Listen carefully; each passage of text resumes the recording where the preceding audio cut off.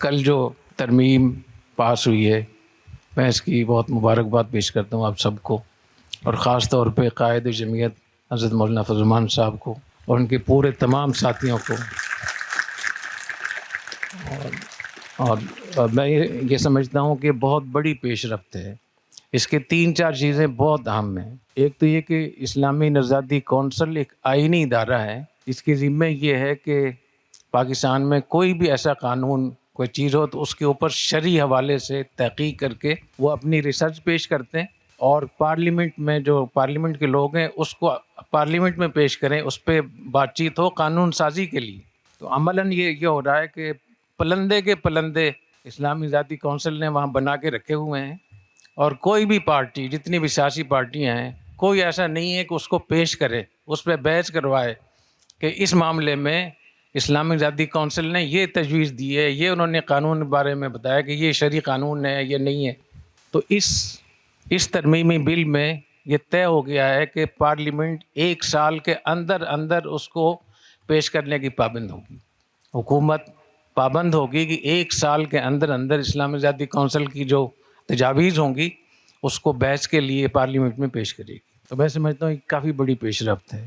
اور یہ جو اسلامائزیشن کی بات ہوتی ہے، حقیقت یہ ہے کہ اسلامی ذاتی کونسل کے جو بڑے حضرات ہیں، جو اس کے چیئرمین رہے ہیں، ان کا کہنا یہ ہے کہ پوری اسلامائزیشن تیار کر کے انہوں نے رکھی ہوئی ہے، لیکن وہ الماریوں میں بند ہے، اور اس کو بند کر کے رکھا ہوا ہے، کوئی پڑھتا نہیں ہے اس کو۔ تو اس حوالے سے میں سمجھتا ہوں کافی بڑی پیش رفت ہے۔ دوسری جو بڑی پیش رفت اس میں ہوئی ہے کہ وفاقی شرعی عدالت، جس کے بہت اختیارات ہیں، وفاقی شرعی عدالت کو اختیار ہے کہ آئین کی کسی بھی شق کو اگر آپ چیلنج کریں وہاں، تو وفاقی شرعی عدالت اس پہ کہہ سکتی ہے کہ یہ قانون غیر شرعی ہے اور شریعت کے مطابق یہ کرنا چاہیے۔ اس کے لیے پارلیمنٹ میں جانے کی بھی ضرورت نہیں ہے، نہ 2/3 کی ضرورت ہے۔ اتنی بڑی چیز ہے وفاقی شرعی عدالت۔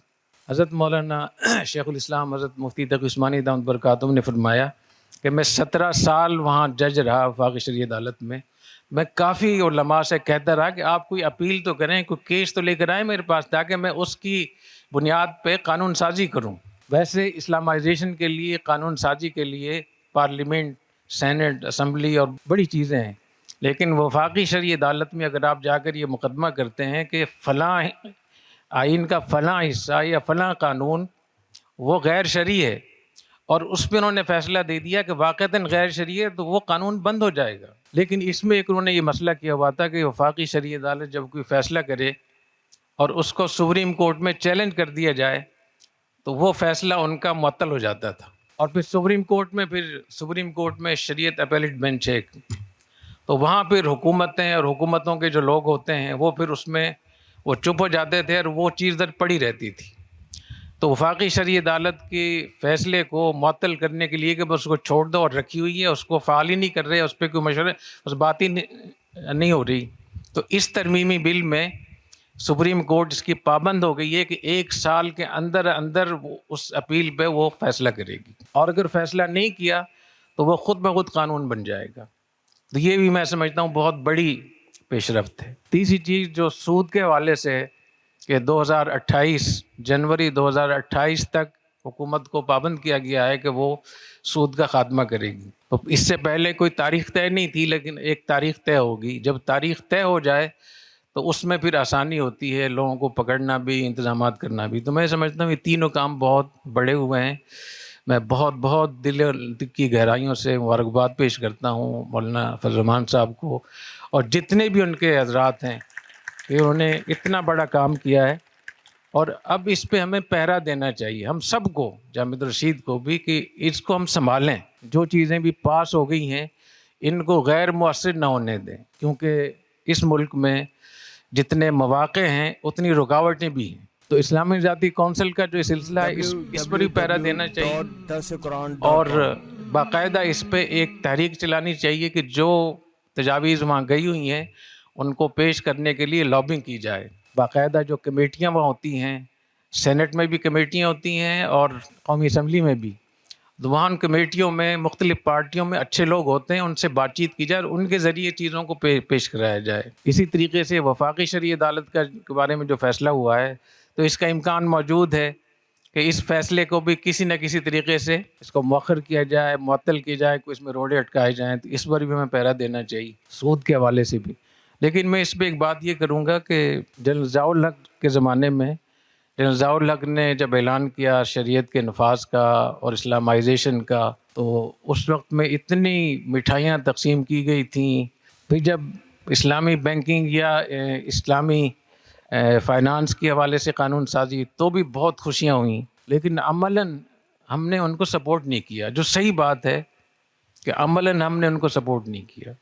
تو اگر ابھی بھی ہم اسی پر خوش ہو جائیں کہ بس قانون پاس ہو گیا ہے، ترمیمی بل آ گیا ہے، اس کا کوئی فائدہ نہیں ہوگا۔ جنرل ضیاء الحق کے زمانے میں بھی 10 سال مانگے گئے تھے سود کے خاتمے کے لیے، عدالت سے 10 سال کہ 10 سال میں ہم متبادل تیار کر لیں گے۔ تو 10 سال جب پورے ہوئے تو کچھ بھی نہیں تھا۔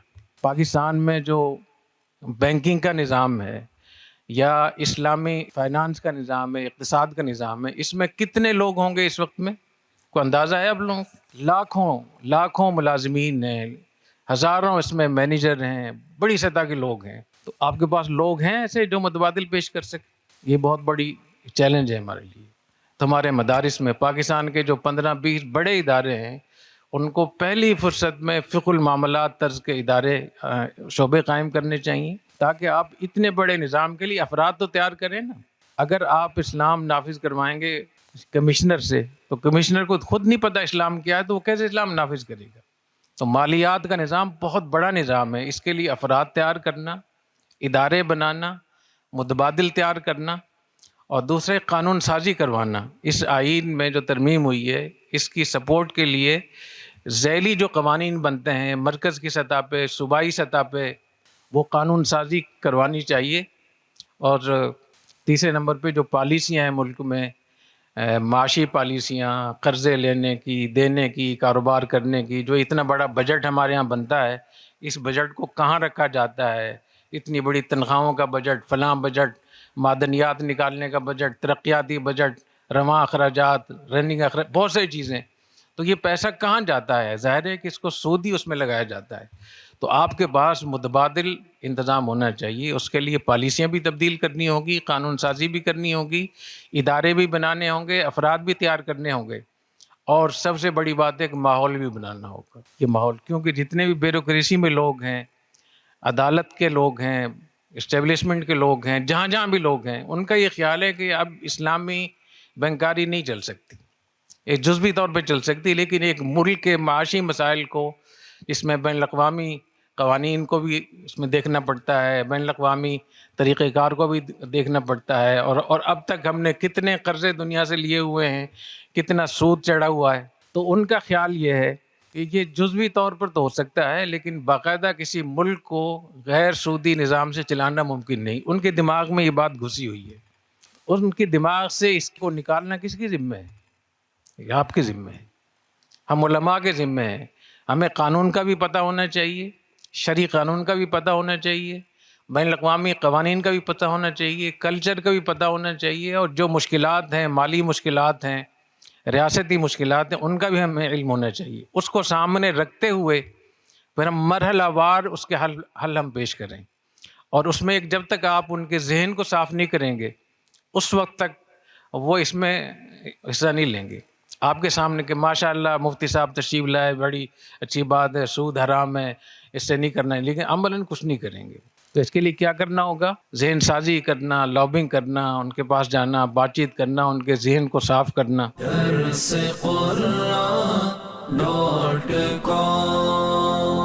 www.darsequran.com